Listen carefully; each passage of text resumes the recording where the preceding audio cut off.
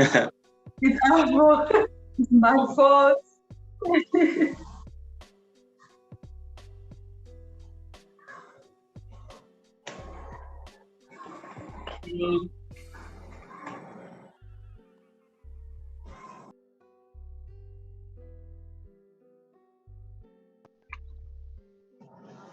They can hear you guys.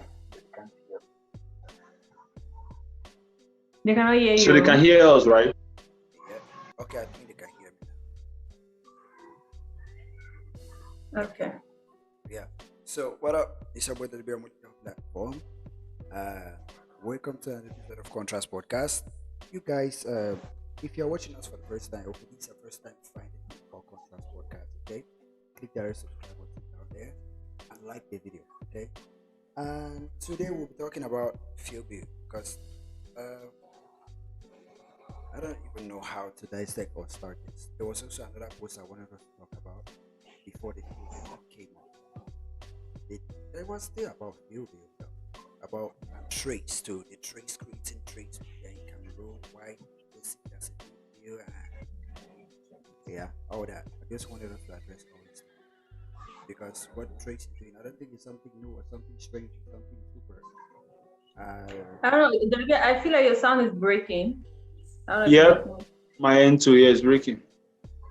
Oh, okay. Well, let me see.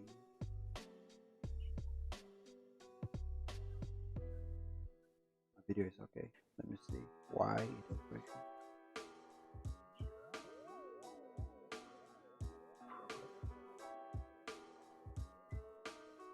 Wait, why though?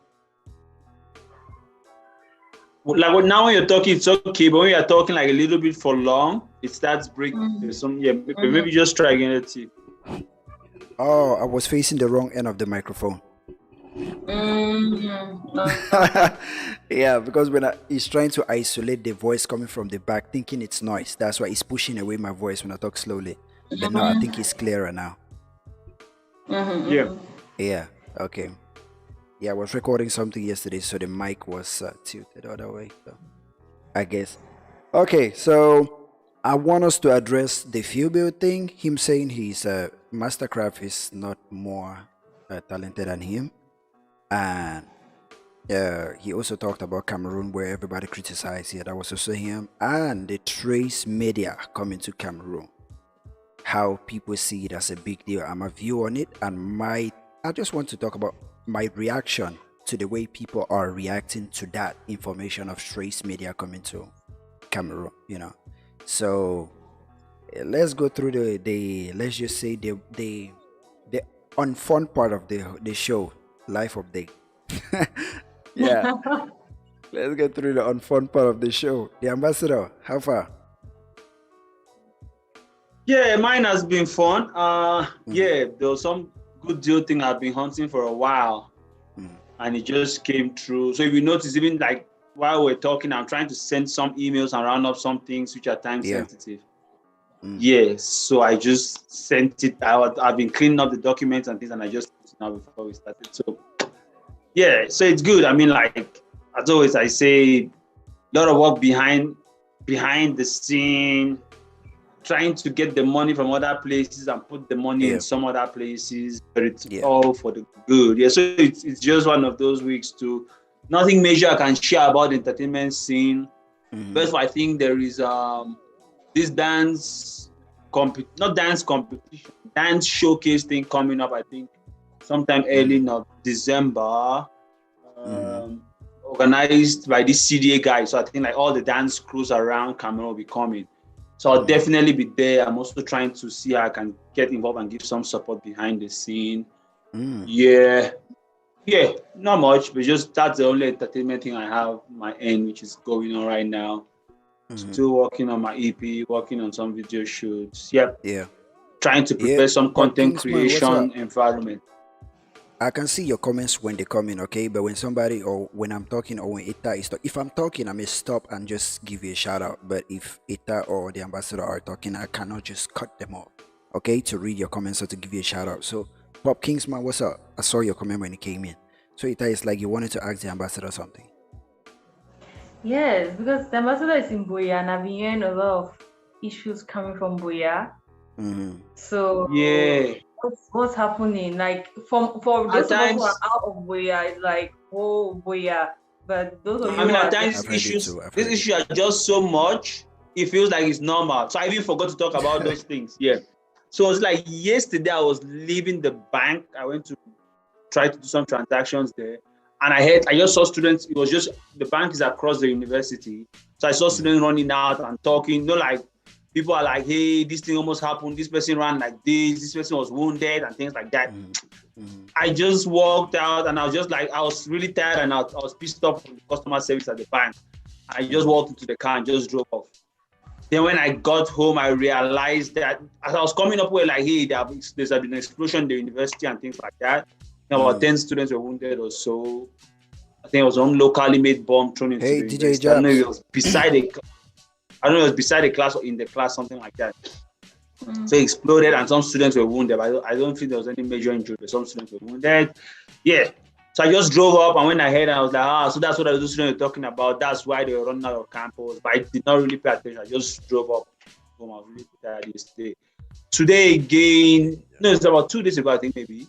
Today again, the whole day I've been in some traffic because, I think some people decided to protest against the attack on students. So they were marching along the road. So we had some crazy traffic jam along the town. They marched to Moliko and then marched to the governor's office and things. Yeah.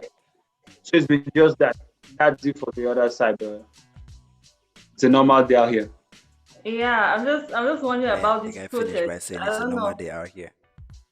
Yeah, like what's normal about that? But I'm just curious when this protest happens. Like I've always wondered if there's some change behind the scenes when people march on the street protesting against them. Like because those.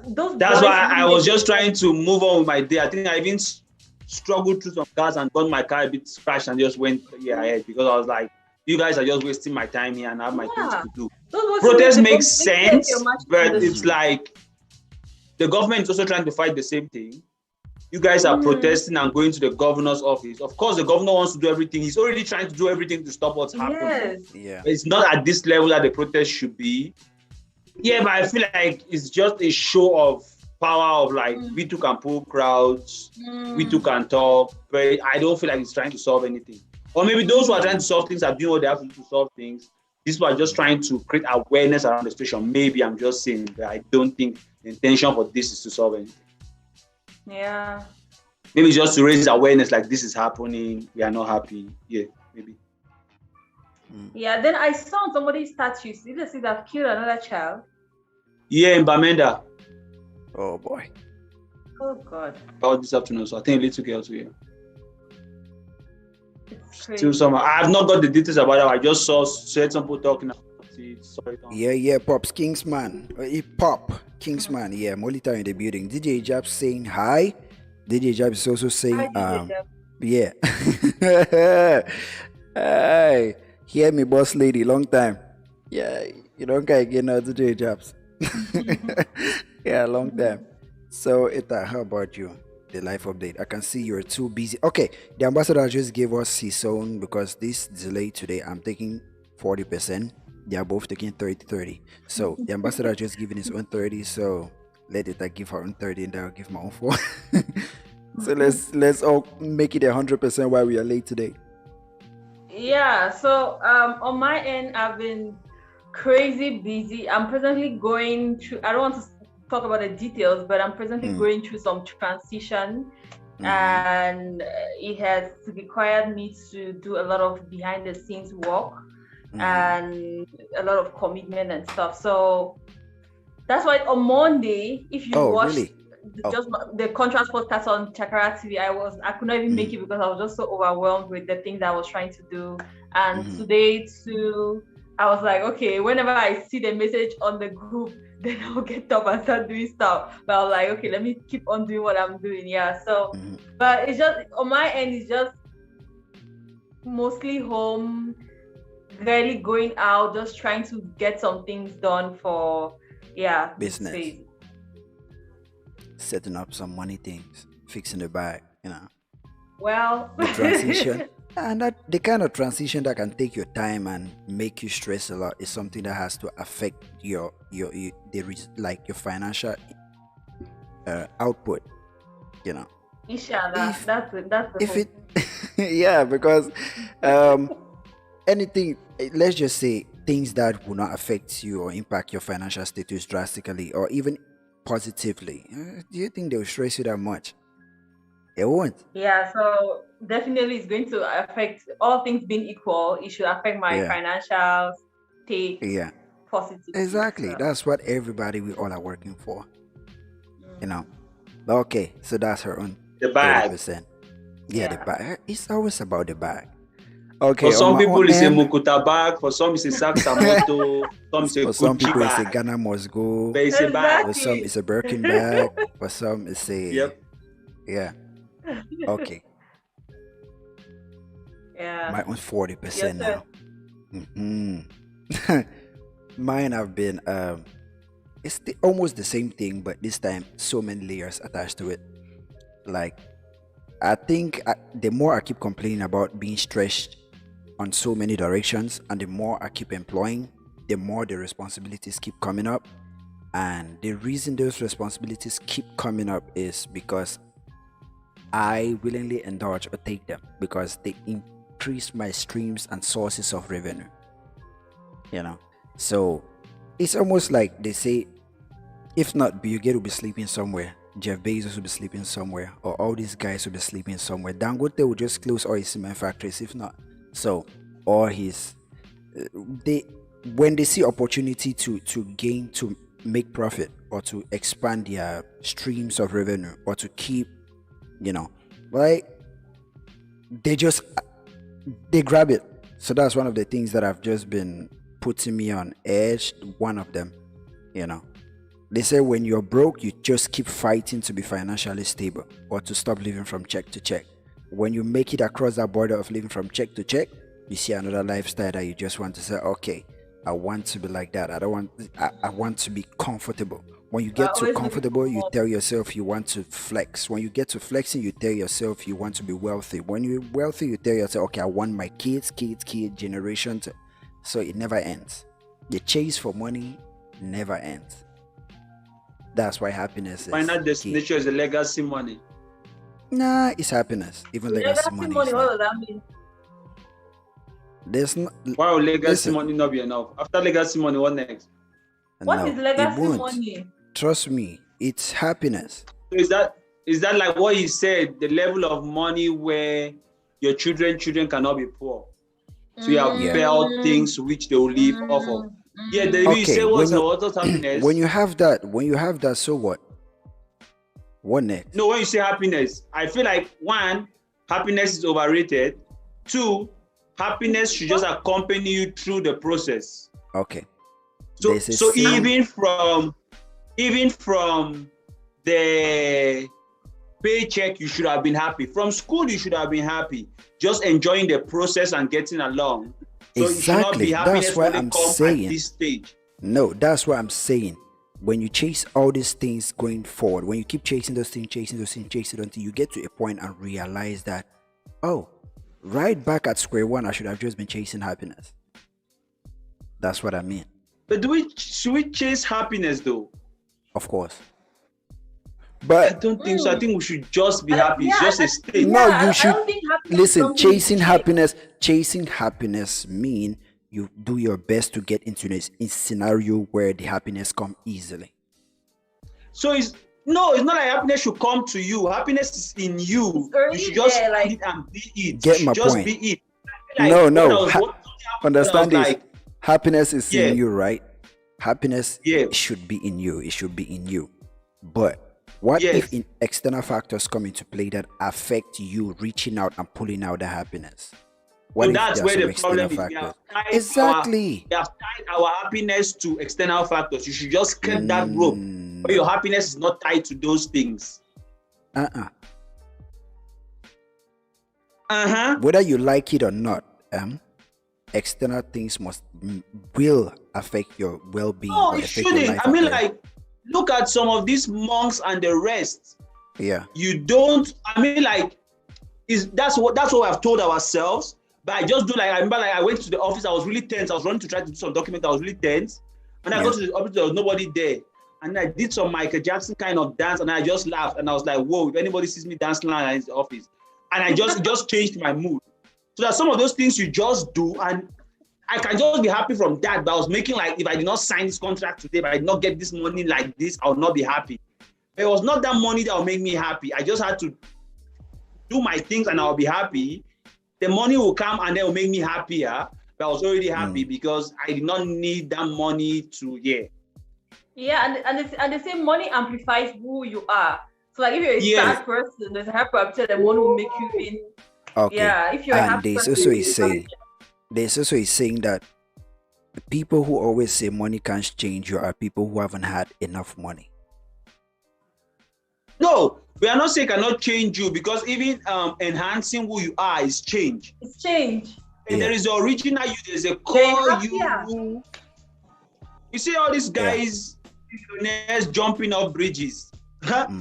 When I see a plate of fufu and eru, I'm jumping off which bridge? Do what? So there's some of those things which, That's why I'm talking about happiness. He has all that money, but he's still doing bungee jumping. Because he still feels like something is missing. So it still goes back to my point. We are all saying the same thing, but going in circles. I said, you need to chase happiness. Yes, the happiness is within you, but you need to put the external factor. You need to get rid of the external factors that hinders you from picking out the happiness in you. These guys chase the wealth right to the top of the ladder. Where they get there, they tell themselves, okay, I'm chasing this wealth, but I'm not happy. What if I go back to the beginning where I used to play in the street naked, do bungee jumping the rope, doing all these things? That's when they start chasing out the happiness, because they've realized, okay, they are wealthy, financially stable, but something is missing. Is that happiness? And also, there is one of these guys that I follow very closely, almost on a daily basis, Sanguru. He talks about, that's what the whole philosophy of detaching your happiness from external factors. Because if you come to think of it, we are really not in control of most external factors. We are not in control of what people will tell us, what people will say, some of the results we might get. We feel like it's our hard work, our intelligence, but there are so many variables in those things which, if you tie your happiness to external factors, which there are 7 billion people on this earth, you are pissed off because they are spoiling the world, but what can you do about it? How your teacher talks to you is a string of events of how his children are in the house, what his wife said to him before he came to work. They are really not in control of all of those factors. So there are so many variables in this whole external happiness equation, which if you play by that game, then your equals to sign will always be sadness or getting to happiness. Which is not going to do the trick. So he said it's easier to just build it internally, find it within, and then the other things will come to enhance it. The core thing should not be tied to external factors. And also I wanted to say another thing to that added onto it is that I've also been pulled around, Mark Cedric released his EP, his second EP, and the numbers this time broke the numbers of the first time. I think he took 24 hours. The numbers, the one he had in 24 hours, when he released the joint EP with Sango Eddie, the numbers he had first, he broke that number this time in just 5 hours. So like I said, the work is that consistency, building and putting things up is actually working. He actually saw that the things I told him can work. When I'm thinking I might even say that more of that when we talk about what PhillBill said.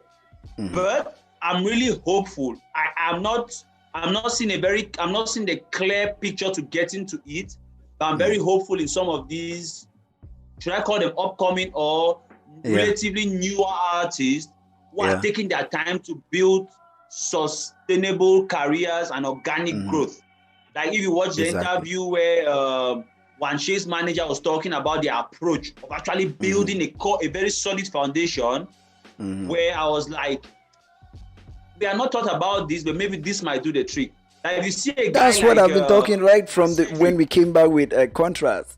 If you look at Mark Cedric, That's he has very good music, but he's not trying to do all the sponsoring these, trying to do club tour here, media tour there. All those He's things are really, intentional. that will come, but he's taking his time. Well, when I listen to the music, I'm like, well, why is this guy just keeping quiet? But I feel like they will do the work, and when he's going to actually light up, it's going to really light up. But some of these other guys are just burning the candles and making it look like it's a fire. But these guys who really put the wood into the fire will really have a fire. Mark Cedric's own is intentional. Like everything you're talking about, all those things are intentional.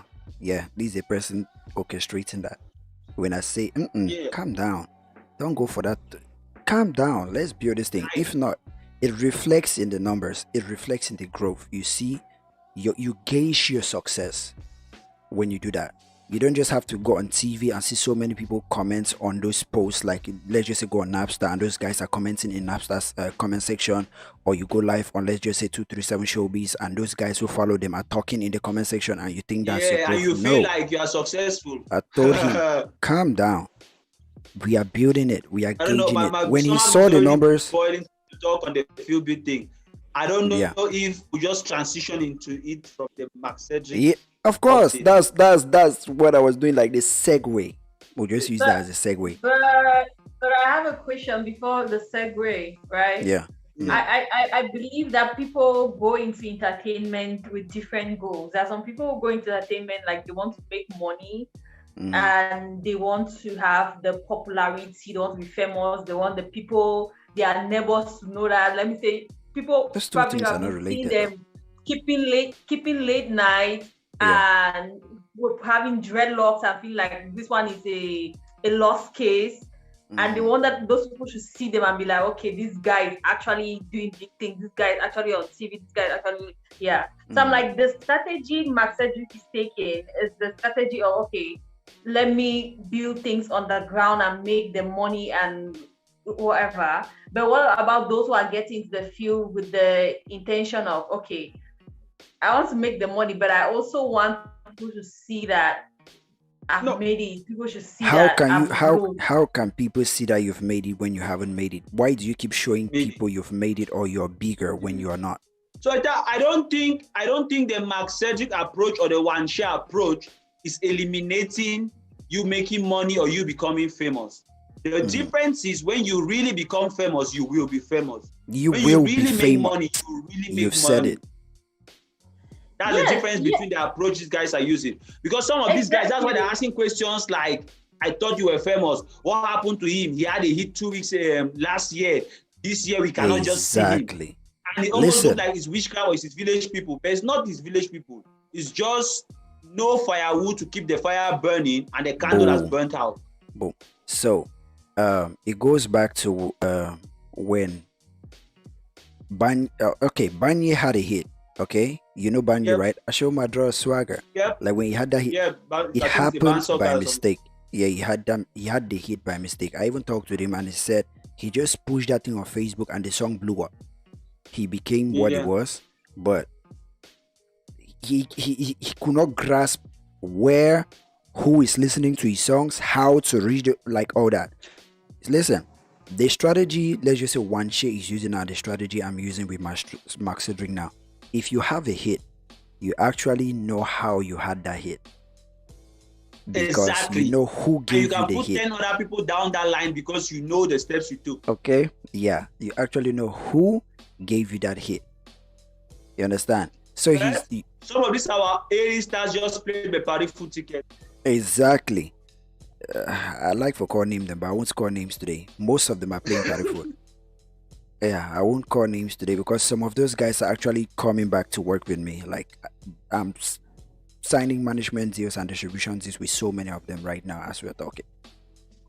I think the next person will be rolling out and building that same thing with will be McCoy. McCoy wants to start releasing music as an artist while being a producer too. So McCoy produced Meshi's album. Guy, he had some cook thing here. Yeah. I think I've met him about once or twice when he used to be in Boya, but I think he has moved to Douala. Yeah, he's in Douala now. So yeah, we have There's a lot. We have so many guys that we are working with right now. Some guys just use the platform for distribution, but when some of them actually see, or when they come to the about page and they realize, oh, this thing is a record label and a management company too, they inquire about a management company, and we push out some of the numbers and they're like, whoa, okay, what will it take for us to sign? I just say, okay. But I feel like the Liby coming out immediately. I don't know if we have to read what Gianni said or we just go ahead. Yeah, let's read what Gianni said. Okay, because I feel like those things are related. I don't know. Are you reading or should I read? You can read it. Okay. So Gianni said, PhillBill, you see on his status, PhillBill, that's Gianni, or the one of the members of the Rhythms, but he goes as PhillBill when it comes to his producer's side. He's a member of the Rhythms crew. Yeah. So he said, saw a post online yesterday, caught my attention, and I have to say this. Masterkraft has a bigger platform and his works are more exposed than mine. He works with artists who work with top-notch music marketers and distributors. For that I respect. But mind you, he's not talented than me. I have my own spiritual creation when it comes to music production, and he has his. I bet you I can produce most of the beats he produces, but he can't produce Bikutsi Asiko and Jam, etc. But me in a studio session with those top-notch artists he works with, and I bet you, okay, put me in a studio session with those top-notch artists he works with, and I bet you they'll never want to let go of me. You know why? Because I am not just a music producer. I'm also a singer with plenty melodies and vibes, but he's not. An artist working with me has a double advantage. But above all these, I have mad respect for his works. Signed under Gianni. Okay. So the ambassador, what do you think about that?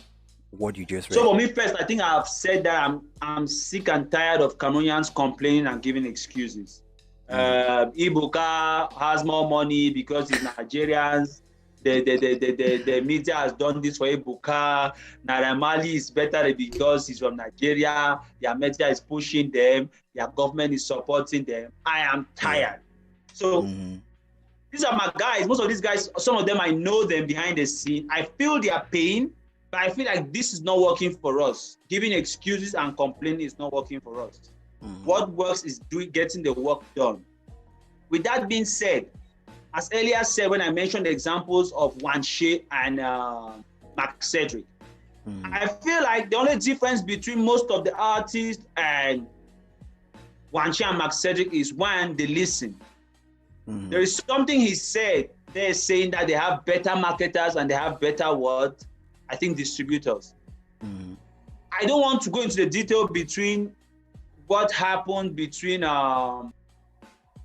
DNA and their Rhythms and their former management and all the other groups and most of these other artists who are leaving their labels.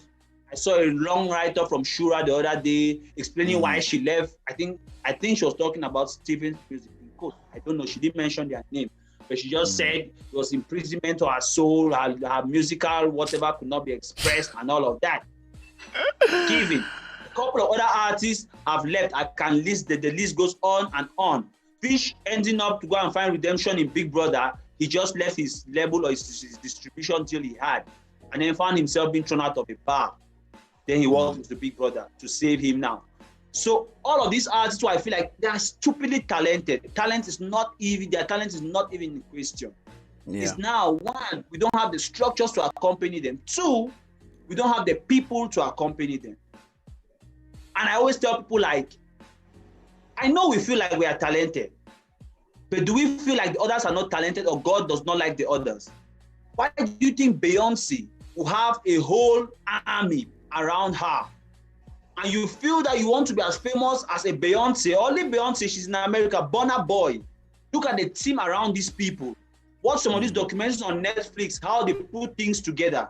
And you just sit with your two cousins in the house and you think that you are so talented, you want to have the same output like a Burna Boy. You want to win the Grammy like a Burna Boy who has an army of people around him and he's working executive producer by Puff Daddy.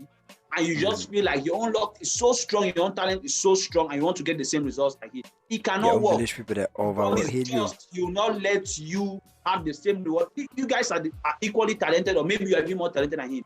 The amount of effort, the amount of families, the amount of people who go behind him is way stronger than yours. One, I feel like our artists are stubborn. Two, I feel like they are selfish. As soon as there's a 5-10 million gets on the table, he starts looking like, why should this producer get 2? Why should this marketer get 1? I am the only person who is the star here. I should get at least 9, or I should get all the 10 left to him. Okay, now if I bring my brother and my 2 cousins, I'll just give them 1 million to share, and I'll keep 9. We are not looking at the bigger picture of, one, those who are not objective, they're not professional, and then you don't get the right results, because one, two, you cannot shout at them like you can talk to a manager, I need results. Because I'm going to report to my mother, you're shouting at me. Who is your aunt? It's a family meeting now. So a couple of those things get messed up because people are not professional enough. So if they only learn to listen, that's what he rightly said. That is who are better marketers and better. Do you think we don't have those things in Cameroon? We have guys who went to some of those schools, like those guys from wherever. We have professionals working for some of those companies too. But they just decide not to put their hand in the whole entertainment thing because of the messy nature of those things. People sign contracts and then get angry and then walk out on the contract. Imagine if you have signed some 5-year deals with Glow or MTN or Pepsi. How do you justify that? That's just a red stamp on all of your career now. If you work an artist, sign a 5-year deal with MTN and the artist walks out of the deal. He's the main cash cow in that thing. He's the main product you are selling. So what is left on the table? So I just feel like, one, our artists don't listen, and then two, there are times they are greedy. Because if you have 1 million, you pay everybody correctly, even if it means you are left just with 200,000. Then you all guys all work again and you have now 5. You pay everybody again correctly and everybody is happy. You move now and get 10. There's that economies of scale and that division of labor, which it entails sustainable growth.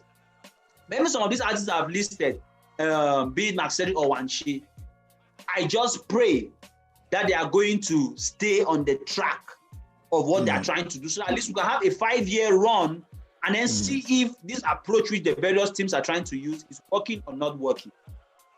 Because if they leave after 1 year, we'll just still be left on a maybe it would have worked, maybe it will not work, and we cannot have anything, any blueprint to run along. That's just my first thought on that. DJ Jab said I agree with Asaba. So what did Asaba say, DJ Jab? Or is he talking about Asaba and Shura? Did you mention Asaba? I mentioned Shura. So he said I agree with Asaba. So I don't know what you're talking about, DJ Jab's Asaba. Okay. No, Shaba. So, he said I agree with Shaba. Shaba okay, he is, agrees with Shaba. Tiani Okay, Shaba. Shaba music. Yeah. Tiani also, his studio is called Shaba Music. Okay. So he said he's more talented than Masterkraft. Nobody's debating everything he's saying. That's something else. That's what I'm saying. That's personal confidence and opinion. If you're in the field of entertainment, you're supposed to have that confidence. If you never had it, I don't see any reason why you need to proceed. Okay, so that's something else. That's a whole new conversation. But we cannot go off his personal confidence. We are not in his body. No, that's what I'm saying. That's his personal. That's his awards gotten, fan base. That's all we can do. We cannot see a spiritual side. Yeah. So, Eta, think she's out. So, what do you think about it? Yeah. Like the ambassador said, it's undeniable that Cameroonians are really talented, and all things being equal, if all the resources put in place for Masterkraft, the very resources are put for PhillBill, definitely, probably they might be in the same place. But you know, as the ambassador was talking, I was just thinking about somebody because he mentioned Burna Boy working with Puff Daddy. I was just thinking of the fact that when Puff Daddy started, because a lot of times you have artists who, when you want to like give them some advice, one of the resources also is sense. So you think PhillBill does not have sense? No, not PhillBill. I don't want to take it to a particular person, but I feel like some of our artists don't have the good sense to sit in one place and listen and learn. That's true. So anyway, most of them don't. Most of them just when you propose ideas to them. I feel like PhillBill is even growing. He's just speaking more of like this is him, but also reflecting on most of the artists. Yeah. Yeah, I'll just, like I was saying, like a lot of times when you talk to artists, they're like, okay, I want to see what you have done. Have you blown? Have you had this hit track? Why are you telling me what to do and all that stuff? Like that's the attitude most artists receive advice with, right? So I just think, as you mentioned Puff Daddy, I was thinking of when he started working with Notorious Big, right? He did not have any viral song. He was not any popping artist anywhere. In fact, as they got into the deal, he was fired from his company. So that was not even a good sign. Okay, yeah. It's just the belief of, you see how much someone believes in you, and you feel like if we hold our hands, we can really go far. That was the truth is, the best coaches in every sport of life are the guys who have never played the game before. Just think about it. Even in football, there are guys who studied. They were not the best players. Yes, there were guys who studied the game. They studied other players. They studied the best. Those guys who made mistakes. Those guys who were great and injury destroyed their lives. Those guys, they studied the game. Okay, they did not have time to perfect the skills they had. They did not have time to say, okay, I'm a goal scorer. I need to perfect my aim. I need to perfect my speed. They studied the game. They studied the field. They studied everybody in the field.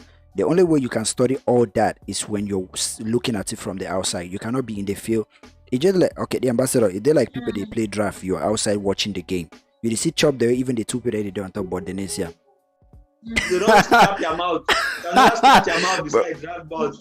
Yeah, but when they tell you sit down, when you sit down there now, you start missing some of those things, you know. Yeah. That's how it is. That's how this game works. So most guys decide to take the back foot to, let's just say, like artists who become owners of record labels. If you notice that if the record labels start flourishing, you discover that those artists start fading. Their rate of releasing reducing. It's because they are focusing more on how the game is changing, the business is changing, what works, what doesn't work, and they try to I don't lose some thought there, right? Have you also noticed, like, look like what's his name, Salatiel? Yeah. Once he realized that we're in a very selfish and greedy industry, you put all your energy into people and maybe they'll never give you back. He decided to bring himself back as an artist and then push himself in front. Because Salatiel actually wanted to push a couple of people. So I feel like even same thing for, how do they call this other guy? There's this other guy who was, even Edilo Dre. Edilo Dre was mostly a producer. Sango Edi, I'm calling that Edi. That was his name back then. That was his old name, Yeah. Now he's pushing artistic type because you realize that you push, and it's very painful. You push people, and then nothing comes back to you. Even the thank you does not come, money does not come. Yeah. And then they make a mess of it. At times you even put your creativity and people leave it in the laptop just because they don't value it. So yeah, there's a song that he released that song at least made some rounds, and he said this song he wrote it for somebody. He wrote the song for somebody, actually made the beat, gave somebody, the person turned it down, he decided to record the shit, and the song was dope, fucking dope, and everybody was like, how the hell did this person turn this thing down? You know, not turned down. Is it Fab Kolo? And Fab Kolo is a song that made us know who Mr. Liu is. Salatiel and you. Yeah, no, Salatiel at least was kind of in between because he already did the song with Minx that I think is what's the title of that song? The I say. He did that song before Fab Kolo or after? I think it's after. Yeah, so Fab Kolo is a song that introduced us to both Leo and Salatiel. Yeah, so you see, this thing, because the Southwest Igobeta was getting big, but Fab Kolo took them into Cameroon. Oh yeah. So from everything, I don't know, from everything, I'll just say Cameroonian artists, this is what they do, and this their mentality, this is how they behave. From the few I've interacted with, from the few I've worked with, and from the few I've had conversations with, they observe the Western industry. They see the Western industry, okay? They see the result of a long time of work that most artists in the Western industry have put in, and they try to emulate the finished product. They don't know the process. They don't know the steps which they built. I keep using most famous guys as examples. Like that's where I try to differentiate or break down so many the pronouns and the way you address artists based on the various steps that you go through to get to the stage where they are at. Like that's why I separate the upcoming from underground. I separate the commercial from mainstream. I separate all these things because when you understand all these spaces, you understand how you benefit and how each of these things work. Like underground right now. I told these guys, Nipsey Hussle was an underground artist, but he was fucking rich. There are places where when he steps his foot in, somebody like Drake will not gain the same respect, even though Drake is more popular than him. Bigger than him. Is because Nipsey Hussle built his audience. Underground audience. That's what they call underground artists. It means you have a core audience, you keep making money, you're successful, you can buy houses that the guys you see on TV all the time they can't buy. That's a result of putting in the work, building that core, building it from one step to the other. So if one of your songs blow up, you know who made your song a hit. You know the guys who actually shared that song and made it translate into mainstream. You know, you go now to commercial and mainstream, you see guys who keep saying, and I always tell them, even everybody I'm working with now, the advice I give you is stop chasing a hit. Don't release a song and say you want that song to blow. And that's one of the mistakes McCoy keeps saying. Is that I want my song blow. I keep reiterating, pulling him back, calm down, wait first, pull back. Because when you keep chasing hits, it comes with frustration. It comes with making you doubt what you're doing. But Liby, will you blame them? I don't blame them. In the history, no, I don't blame them the because new Cameroonian industry, yeah, nobody has taken that sustainable process and then made it. Stanley Eno was Hempe, Joby was done for Quad, how do they call Franco was Collet La Petite. So everybody has that their hit, which was almost like the first thing that they brought out at a certain level that took them. And they try to keep mimicking. Everybody's looking about those singles and hits. Yeah, so and the problem is when these guys get these singles and these big hits, okay, and everybody know them for doing that hit and they already have a notion and a perception about them, even though the rest of the songs and the rest of their career keep dwindling, they try to mimic that same image everybody knew them as. They hit the people they knew or the person they knew when he had that hit. They try to live that lifestyle, they try to portray that same image, they try to do all that, and at the end it destroys the goal or the aim or even the aim of anybody coming up, any upcoming artist. They just say, I want to get hit so that I'll blow. The guys, they'll be calling me for shows, they'll be doing all these things, they'll be doing all that. Like I already said right from the beginning, in 2 years, the kind of artist Mark Cedric will be in Cameroon. If one share is following the same trajectory, like let's just say the 2 years I'm giving, that's a minimum span. These two guys, you guys should keep watching. They'll change the way artists view entertainment in Cameroon. They'll completely change it. And they are mad talented now. Yeah, they'll completely change it.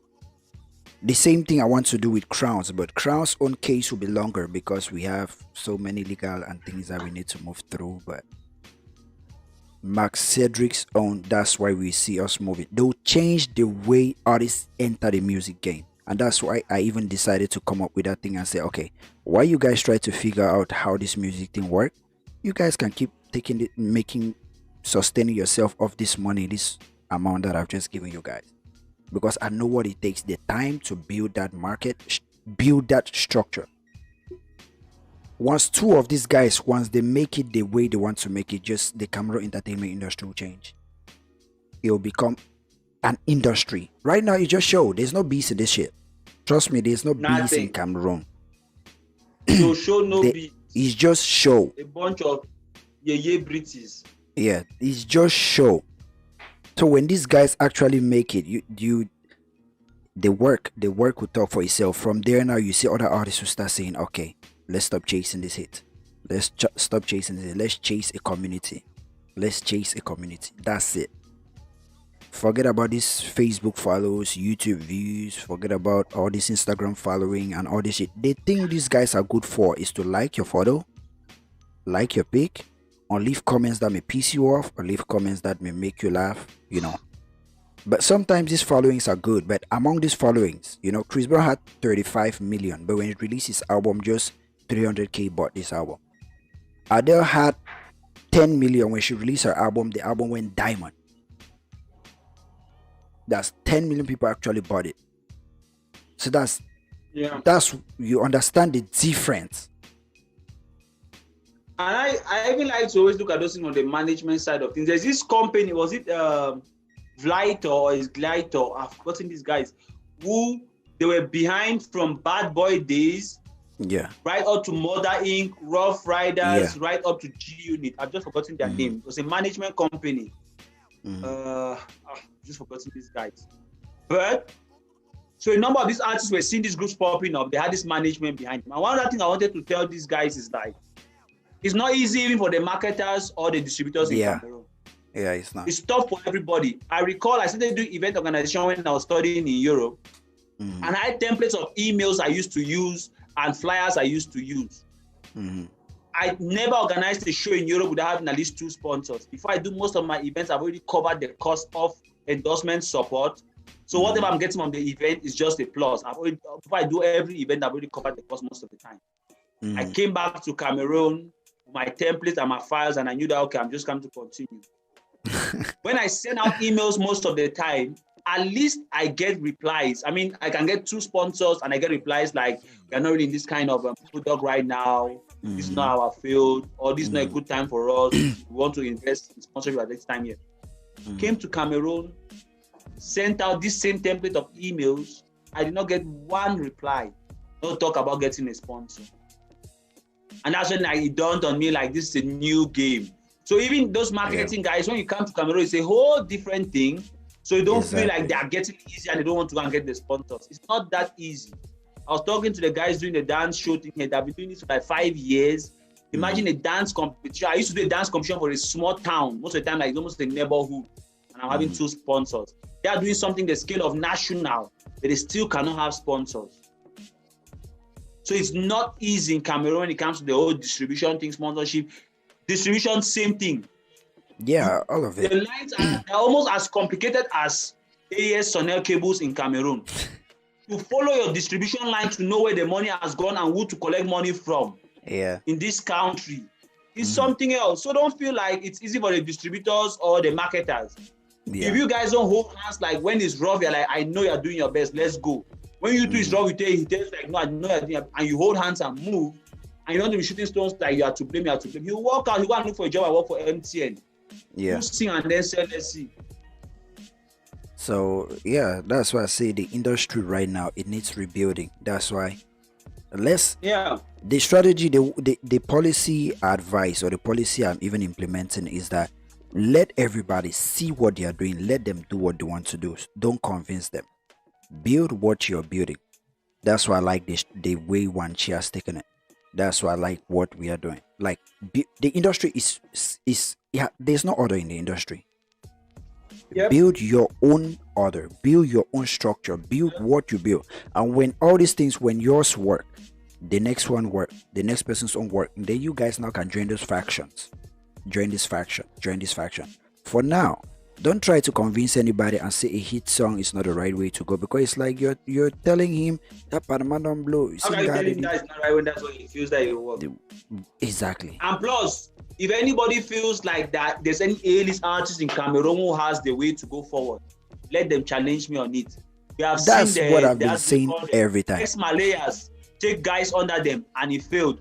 We have seen what's his name? Pete Bakadi take guys under him and he failed. We have seen Salatiel take guys under him and they left. We have seen Stanley Eno take guys under him and we do not even know the guys he took under him. We have seen Jovi take guys under him and he was kicking them out of concert. So all the A-list artists, give any name and then tell me if anything has worked out of it.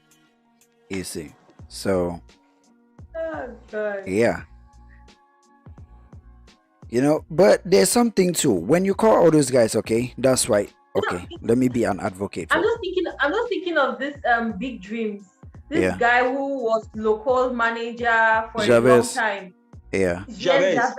Yeah. That was somebody who I feel like he knew No, Javez the know how to strategy build to put that in thing. place. What we are doing now is exactly what So Javez on can the do. other hand, but this is what I'm saying, right? Javez knew how to build it, but why were the artists leaving? It might be the greed and the thing which I was saying, but it might also be like they're not actually seeing the money they wanted to see.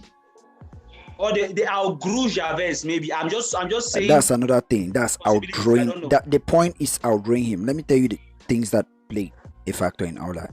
The first thing is they felt like they outgrew him. They felt like they needed a bigger platform than what he's given them, though he has built them. That's one. Two, they felt like, okay, we've gotten to a point where I don't think we need this guy again.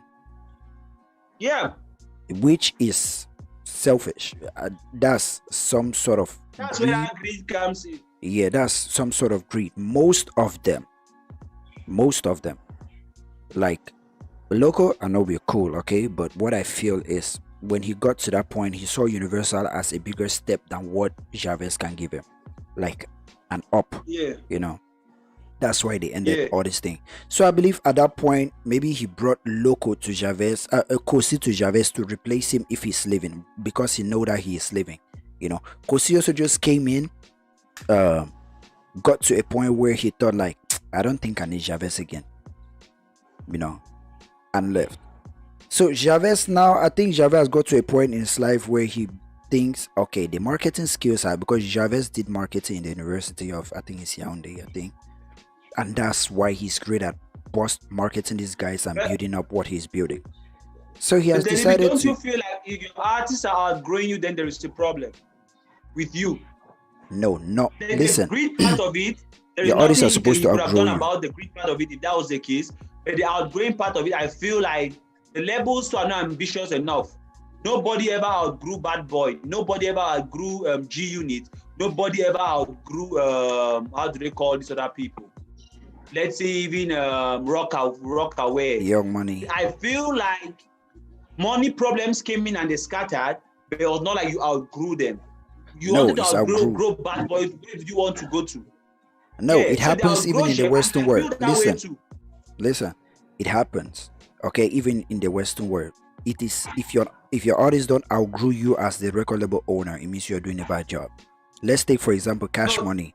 Wayne outgrew Birdman and said he wanted his own fraction of it, Young Money. He wanted to create his own record label. That's when he outgrew. It's almost like Cosina outgrew and said he's creating his own record label. Okay, when Wayne created Young Money, he started picking up artists from the streets. He didn't wait for, let's just say, the man or go through this protocol like know me, I know you, they recommend me, an artist has signed. No, he went scouting, picked out artists. That's how he found Drake and Nicki. Okay, Drake outgrew Wayne and created OVO. You understand? Okay, but Drake now there's a difference Wayne. now. He goes to, that's why I say you as a mentor or as a record label owner. That it's true. There was a mistake in it.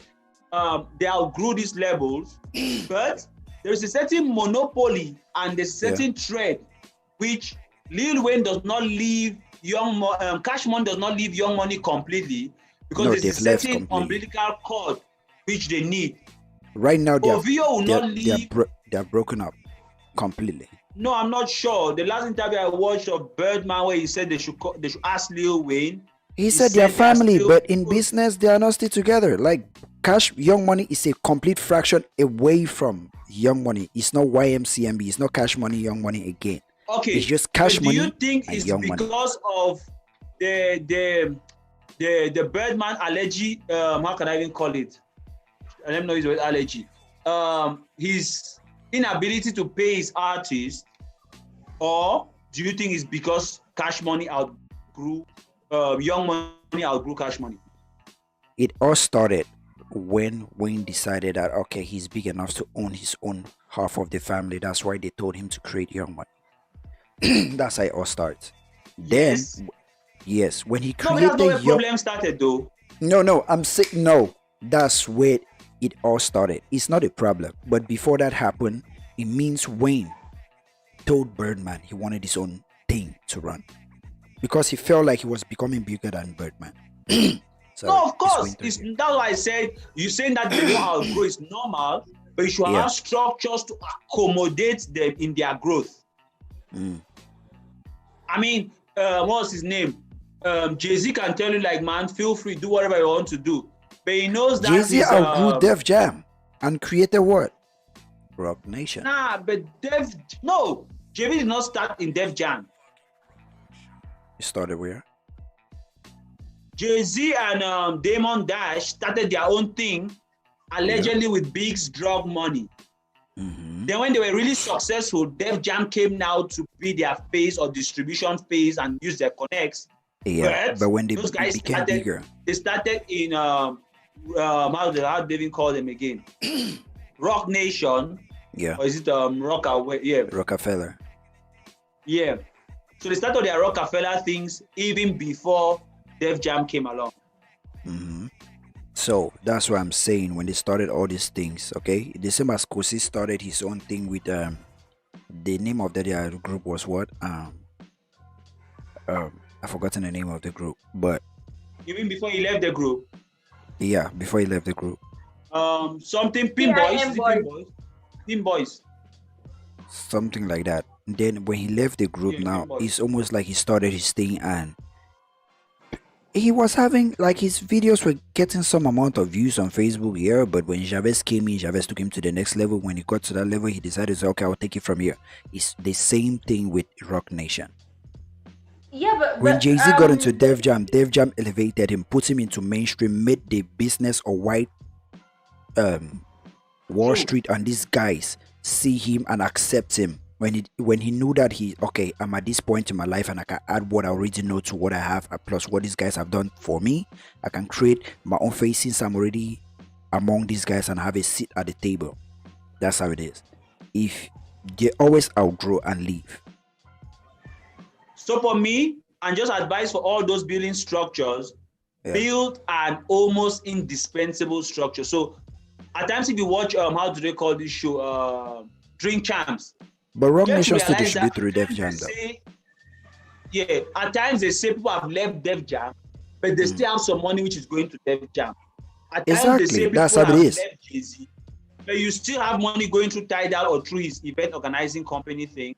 So I feel like when these artists grow out of the structure, you as the person who has the initial structure, you should have transitioned into an indispensable place where you're almost like the gatekeeper, although the gatekeeper in a good sense here, not the bad one. You should have that gatekeeper status where certain plugs only you can do because you have positioned yourself at that door. But I have two problems with that thing. One, I feel like some of those managers don't build impressive enough or indispensable enough structures so the artist feels like I can do without this. Secondly, I feel like in the American case, when artists leave their labels, you see most of them working. But in the Cameroonian case, I don't know of anyone who has left his label and done better off. The truth is, when these artists leave their record label, okay, this is something most guys don't know. Every artist in the USA is signed. Even if these guys that say they are independent, they have independent record labels like this QC, or they have all these things. All these guys are signed. There are 4 main record labels in the USA, and all these record labels receive all the money from every artist: white, black, Latino, Mexican, even in Jamaica. You have Sony, you have Universal, you have Def Jam, and you have Columbia. These 4 guys, they receive money from all artists, be it you do rock, now you do Afrobeats, like all these things. Everybody, you can be signed to, for example, Rock Nation. Rock Nation distribute through Def Jam. If you don't know, Def Jam is the guy who tell these white guys, okay, this my person, receive this song. Okay, QC is signed to Atlantic. Atlantic is signed to, I think, Columbia or something. You know, Atlantic, that you get Cardi B signed to Atlantic, but these guys are signed to these 4 major record labels. Like I said, there's no independent, but these artists look bigger than this platform. That's why I say if your artists don't get bigger than you, don't seem or look bigger than you, you're not doing a great job. But you should not be able to leave you completely though. They can't. That's why they can't leave Def Jam, Sony, Columbia, or Universal. Yeah, but in Even if you claim you're independent, you can. They even take down the songs that you are on. Okay, that's where I said the system has no structure. Are very wild. It's not those amicable separations. Yeah, that's why I'm saying the country doesn't have any structure. Because the structure, these four guys own the structure in the USA. Trust me, if Colombia is not messing with you, okay, it will be very difficult for Def Jam or Universal to sign you. Because all these guys are friends. The people who own all this business, their kids go to the same schools, they have the same family meetings, barbecues, and all this shit. But you may feel like you are assigned to somebody else somewhere. That's why I'm saying Cameroon don't have a structure like that. That's why I say I like what Wanshe is doing, and we are trying to build a structure like that. Where even if you leave, you say you're independent, for you to make money or for you to actually get your song in some places, you need those structures. You may not be physically or publicly endorsing those structures you're signed to, but you're there. That's where Cameroon is messed up.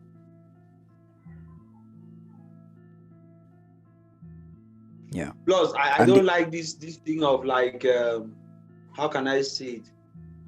Artists, I feel like they need that confidence of I'm better than this person. Mm-hmm. But saying that, like he said Masterkraft is not better than him. His reason he almost is, made it sound like he almost made it sound like he's better than Masterkraft. No, he outright said he's more talented than Masterkraft. That means you're better. So he outright said it. Yeah.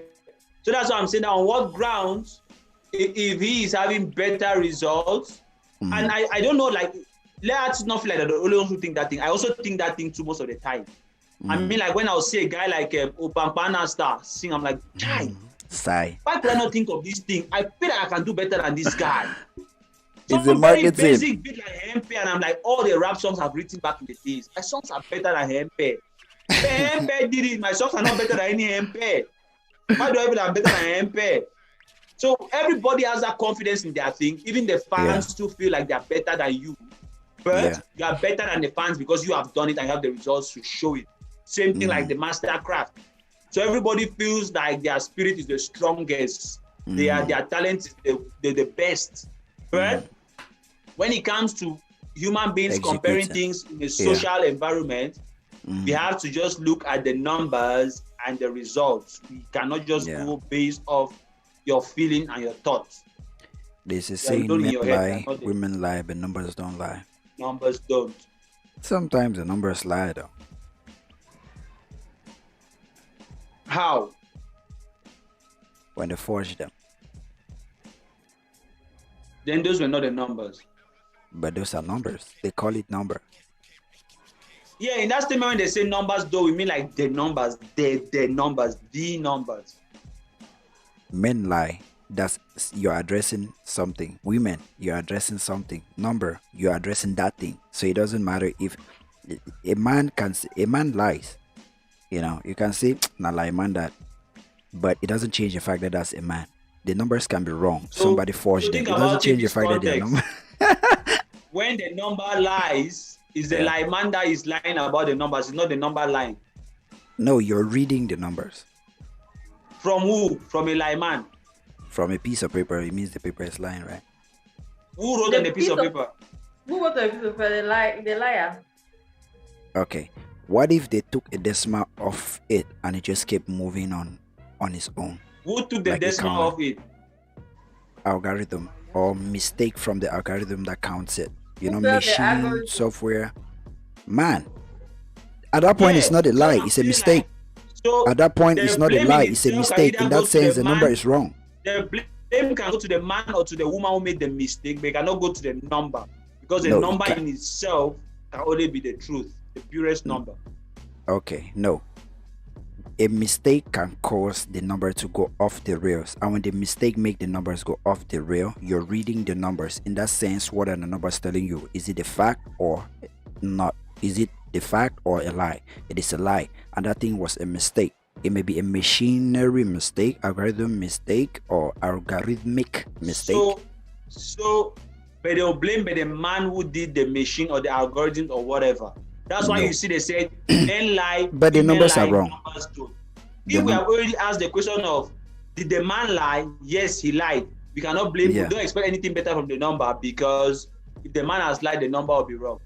Okay, the man may think he's right when the algorithm messed up or crashed and took the numbers off the rail.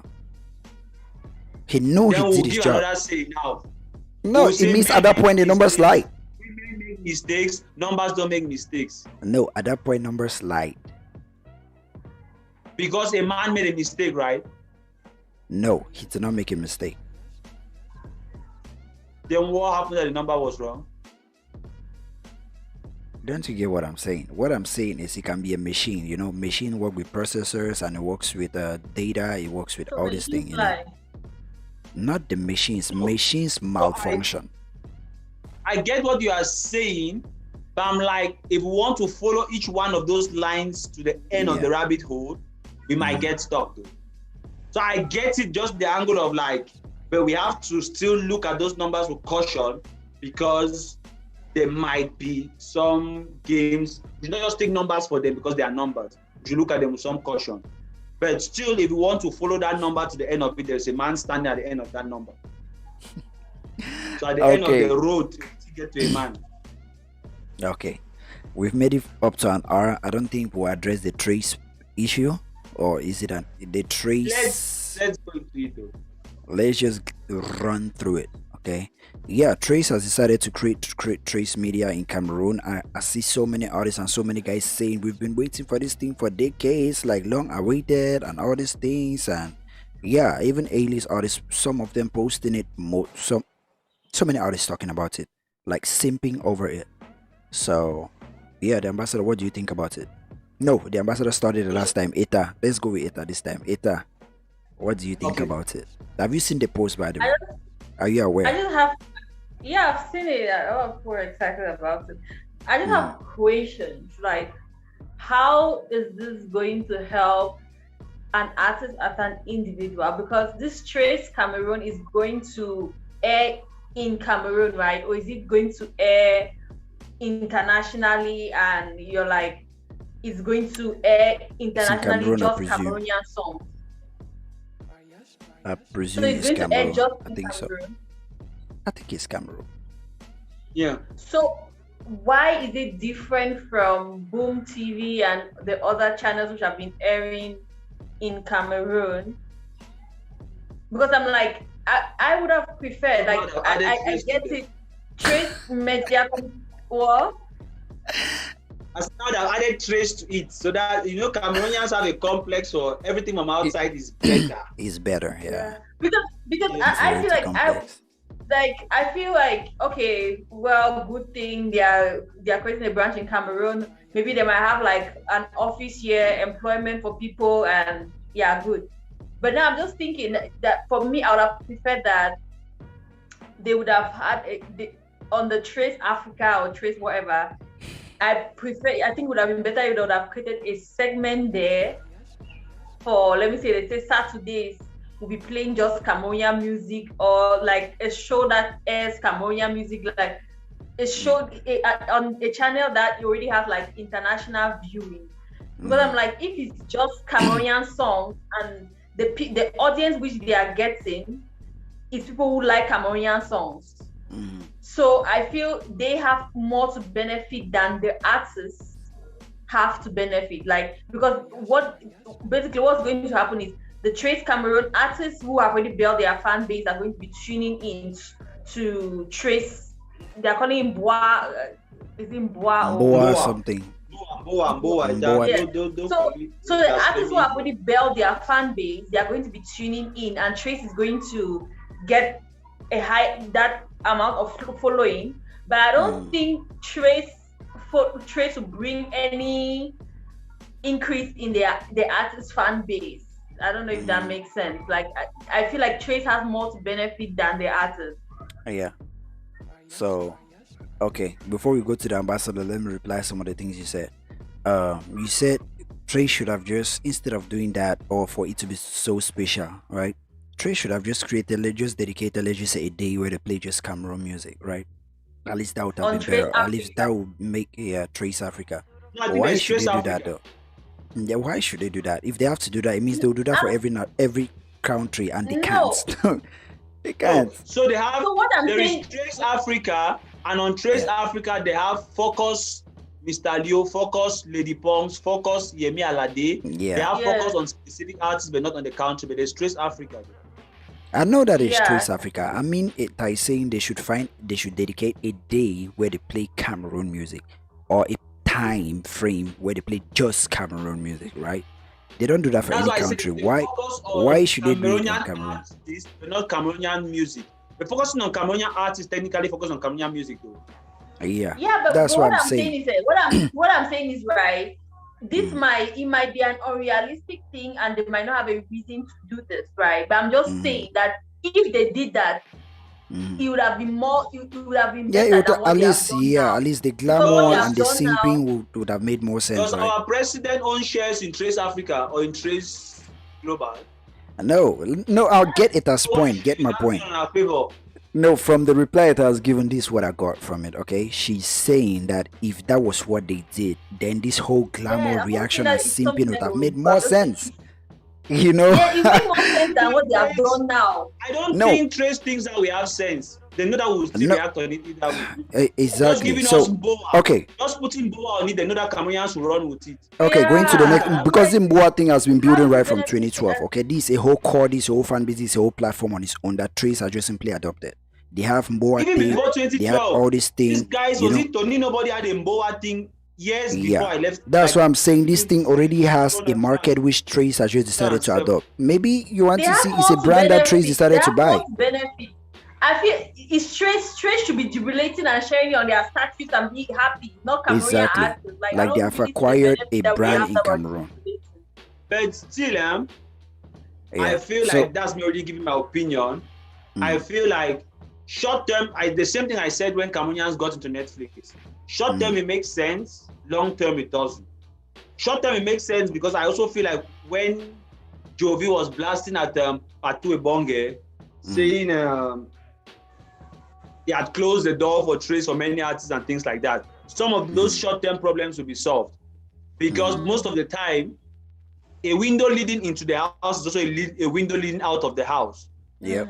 That being said, what I mean by this is once Trace now has a direct eye in Cameroon as somebody who is playing Trace things, and I believe like all the Trace, how do they call them, CEOs or whoever, is also going to be looking at Trace Africa or Trace Cameroon.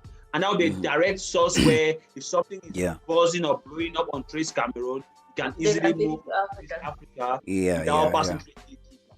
So short term, it makes sense of, now some of our things will be going out.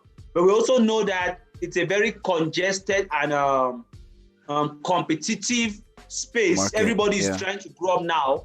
So it's not just going to be Cameroon. They've done this for other people and everybody's trying to make their things out. Yeah. So short term it works, but long term my problem is like some of the questions that I is asking.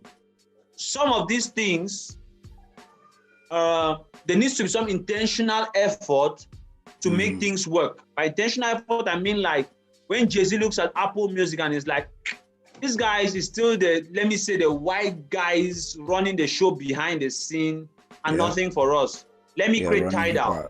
Yeah. And now when you take money from Tidal, organize an event, and Rihanna is there, Kanye is there, Beyonce is there, at least they have shares in this thing. The money comes back to them. Yeah. So same thing I'm saying, at least when Boom TV is blowing up, is STV Connect, is I don't want to call it, the Mukete family own STV, so some other money comes back into Cameroon and back to us. It's our community money. But when it goes to Trace, that money will surely take a plane. Where that money is going to, I'm not sure some of us, 80% of Cameroonians might not see that in their lifetime. So we have no touch with all the value we are creating on Trace. But a Boom TV, Mukete family, even if they want to be selfish, that money will be spent in Kumba somehow. Even if they don't spend it when they are alive, they'll spend it for a funeral. So we can still go and eat and drink in that funeral. But the people who own Trace, even when they die, we will not even hear about it, we will not even see the money. So there's no chance that we are going to be part of that enjoyment, of that money, that value we are creating. So that's why I said long term. And then also, we cannot leverage off it. Boom TV can decide to create a concert just because I've made too much money and I've supported them. When Trace does their own thing, they'll pick up some of their French African artists and come and do a tour in Africa and then play by those cards. They really have no interest to want to see us grow because they have their own people to push. So that I say short term is good, but long term it's not. Those are not the structures. Yeah, but if they have a branch, they'll probably employ some Cameroonians now. That's that poverty that kept us in this situation for so long. Because we felt like when the French people come and collect our money, they'll employ some of us. Employment is not the sustainable money, it's ownership, it's equity that we want. We don't want employment. Let them give us equity in Trace Mother, not Trace Africa or Trace Mo. I want Trace Global. Yeah. Okay, so my own reply on this whole thing is when I saw people glamoring over this thing, I just said, in my mind, I just said this Boom TV that came, STV, all these things. Most Cameroonians just feel like anybody can get on Boom TV and they don't promote and they don't support this platform like that. They don't get excited when they hear that a platform like Boom TV or let's just say Equinox or TV stations in Cameroon do play Cameroon songs, you know. Okay, Trace has come in. That inferiority complex have made everybody feel like, okay, the Messiah has come. These guys have come to feel like. I go back to this thing, okay? It still goes back. When I had Molitown Music, right? Stanley Eno's song was on Molitown Music. He told Belief Music to take it down and strike the channel, right? Because it was Molitown Music. Mind you, back then, like I said, this whole internet thing, YouTube thing was still new for Cameroon and everybody, but the channel had 20,000. Mind you, Tenor has already blown on it. Nenos had already blown on it. Okay, Nabila has already blown on it with Sour Romance remix. Is it Sour Romance remix? Many guys have blown on it that A-list artists today. Okay, but okay, Stanley was dwindling. He was going down. It was at that point in his career that every song he drops doesn't. He did Follow Me at that time. He didn't do. I think that was the song that I think capped off all those things, right? So can I just ask a question, Delibi? Yeah. Did Stanley try to engage with you behind the scene before they did this action, or they just went ahead and then struck people they did? He did not. Okay. He did not. Instead, when that happened, when he told Belief took it down and struck the channel, okay, I told him to tell Belief to put it back up and I will take it down so the strike won't be there. All right, he refused. He told me he will not do that. I said, why? He said, I don't have any reason to tell him to do that. He can do what he likes. Okay, fast forward from that. Okay, I already had, the channel was blowing up, growing, had 25 something subscribers, and it was every day I was having 1,000 and more subscribers every day, and more artists were sending their songs up. Then Trace created TraceTube. And Stanley carried his songs and rushed to TraceTube, like was chasing Trace, begging Trace to put his song on TraceTube. When TraceTube had, I think, just 1,500 subscribers because the name Trace was attached to it. And I was like, what? That whole thing blew my mind. That's one of the reasons I'm saying most of these guys now, and most of these guys I had fallouts with, I don't see any reason fixing all those. You should have just created your own MTV Molitown. No, that's infringement. No, that's trademark infringement. MTV, if it gets bigger and gets to MTV's radar, MTV can sue the company. You just create it for shade. You don't intend to do anything. You just create it for shade. You know. So I have a YouTube channel that is bigger than it. It has artists on that. Like Zinnia also had Overload. That her song blew up. The audio blew up on Molitown. That song, she had the most streamed song, I think was in 2017, the most streamed audio song. It had 300 and something K. The next person, I think, audio minus video. The video wasn't out. The next person was Loco. I think the song at that time was what? I don't know. And it was still on Molitown, and Zinnia even contacted. I was very happy. Like, before she released the video and blew up in that country is what? I don't know where the country. She blew up. That's a song that made her had some leverage. So I'm telling myself, wait, There's a platform that has proven that this platform is meant to help Cameroon artists take them to a new place, and this guy is trying to take it down.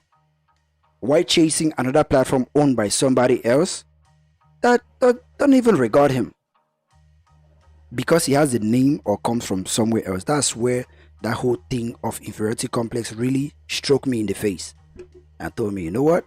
You're fighting the people you're trying to help. Just shut the whole thing down. So it comes to say this now it is happening with Trace has brought Trace Mboa. Mboa is a brand that has existed in Cameroon. It has a cult following. It has grown up for so long.